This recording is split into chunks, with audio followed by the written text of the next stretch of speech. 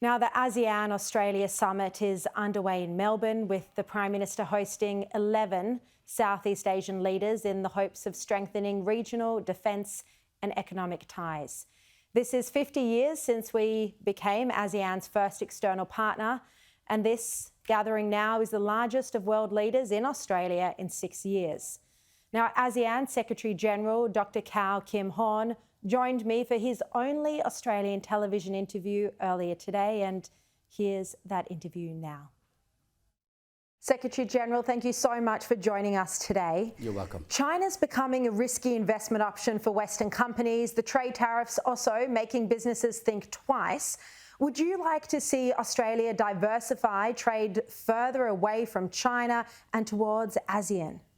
You see, ASEAN has always been promoting trade with all of its partners. So we would like very much to increase trade volume between ASEAN and Australia. And I think the current volume of trade between both sides is still, of course, it's a good number, but we'd like to see more increasing substantially in the coming years, if possible. Will the free trade agreement be the focus of your meetings this week, and what other outcomes are you looking for? Well, it's not just FTA. This week is we're looking at, on the one hand, is to look at the past 5 decades, but also look into the future, what more we could do to capitalize on the existing relations, partnership and cooperation. Now we have the comprehensive strategic partnership. So what's important is that we have to do more by working together across the different sectors. Do you think the COVID pandemic and the aggression from China has shown us that it's important for countries like Australia to not overly rely on China and move towards ASEAN? What has been surprising to me is that the numbers in terms of trade between ASEAN and Australia has been somewhat minimal. We should do a lot more together. I think we are very close neighbors, and we have been working together for the past 50 years, and I think it's important for us to capitalize on the economic opportunity that we have now before us. ASEAN is a growing market. We have 671 million people, ranking 3rd only after China and India, and I think Australia should be looking at ASEAN more seriously. You're highly involved in dealing with Chinese aggression in the South China Sea. ASEAN is taking a lead role in negotiations over these disputes. How are you trying to resolve this?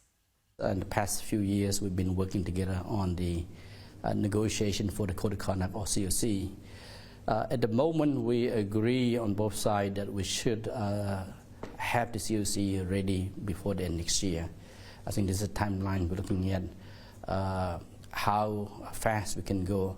The Code of Conduct is very significant, but there's also the question of China abiding by it. Do you think Beijing will? Well, again, this is something that I cannot say, but what I can say is that once we are parties to this COC, we should have the political commitment, and we should have the will to implement the COC. But also, we can also say that the COC is not a panacea for all the problems related to the South China Seas. I hope we're trying to resolve as much as possible, but I think we shouldn't expect that this is a panacea for all the problems.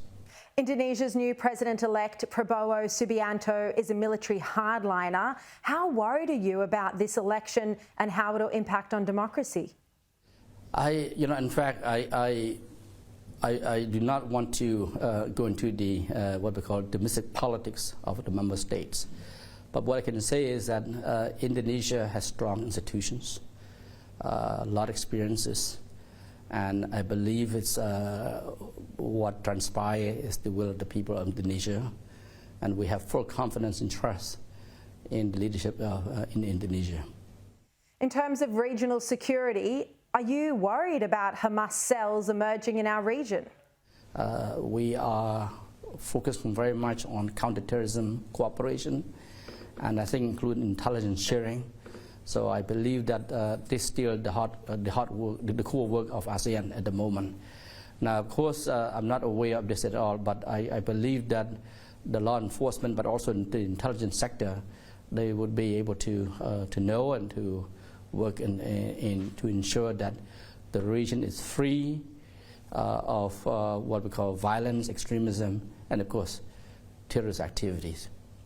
The Australian government under the coalition was very vocal about Chinese economic coercion and threats. The current government has taken a different approach. Would you like to see Australia be more vocal on Chinese aggression? It's up to Australia. For us in ASEAN, we have to stay engaged with all our partners. China is a partner of ASEAN as well. In fact, one of the comprehensive strategic partners of ASEAN. So I think we have to work together. Any differences that we have to engage constructively, openly and transparently. This is how we do in ASEAN. We will continue the what we call the cultural dialogue and have the consultations, and of course the policy engagement. Thank you so much for your time. Thank you.